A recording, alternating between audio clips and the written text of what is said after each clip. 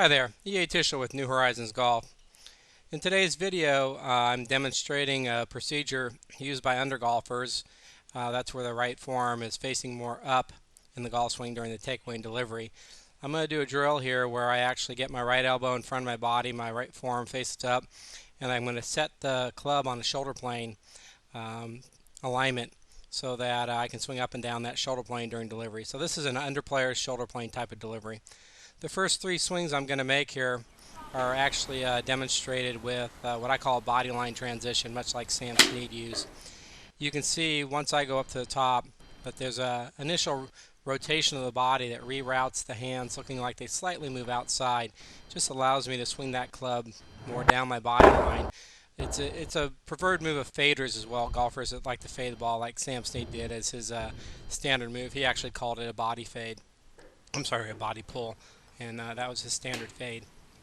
One thing we're going to notice here when I'm waggling, I'm actually waggling in such a way that my right elbow is staying connected to my body right in front of me, and my left arm and shaft are being set on the shoulder plane. From there I feel like basically I'm just turning to the top, trying to get everything set on the shoulder plane. As I transition, it comes right down through that shoulder plane into a shoulder plane slotting delivery position. Golfers that use this technique also have a very full release of the club through the ball. Instead of holding that club face really square to the arc, they release it fully, and as it exits up through the left shoulder and the follow through, it looks like it's actually riding the plane. Just like it was on plane as it came down in the downswing, it's riding the plane as it goes through into the follow through.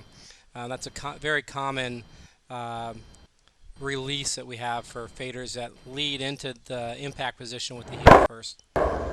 So as we move into the next three swings, we're going to notice that I create a transitional move where I have some abduction in my left leg and external rotation in my left hip in the transition. What that does is it allows me to drop my right arm, elbow, and the club down a little bit more from the inside and rotate from the inside.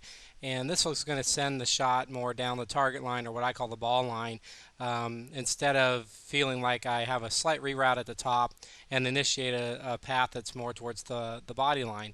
So once again, we're going to see I'm going to preset my wrists and my right elbow in front of my body, just like I did in the first three swings. The swing's going to progress as it goes up the shoulder plane in the backswing, and in the transition, it's going to go ahead and come down through the shoulder plane slot into impact, and once again I'll have a full release. The main difference we're going to see here is that as I transition, because of the hip abduction and the external rotation my left side, we're going to see that the swing is able to drop down a little bit more from the inside.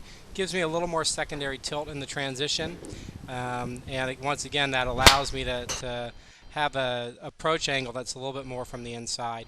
You can see during the rehearsal swings that I'm actually rehearsing that little hip or leg abduction and hip external rotation move in the transition. That's allowing me to get the look of the left or the right elbow dropping a little bit more in the transition, and everything dropping a little bit more from the inside. So I hope you enjoy the rest of this video. And you can notice what it looks like, to have that abduction and external rotation move allow that swing to drop from the inside. In case you have a body line swing going, it looks like you have a little reroute, and people say that you swing over the top, maybe like Sam Snead did, or maybe you truly do swing over the top. You might find that this type of a transitional move is going to help you drop the club more from the inside and have a more traditional look to your swing slotting action as your swing progresses in the downswing. A couple final notes I'd like to add here is that we're often told that we have to slide our hips laterally towards the target in the transition to create enough secondary tilt in order to have our swing drop a little bit more from the inside in the downswing. And that's true for throwers. Golfers that want to use a throwing technique, they will slide their hips towards the target or have a little bit more drive off the right foot. Golfers that want to be more rotary golfers, more swingers, they can use this hip abduction and external rotation motion in the transition in order to get the secondary tilt to happen. So you can do it this way and be more of a rotary golfer if that's what you are striving to achieve.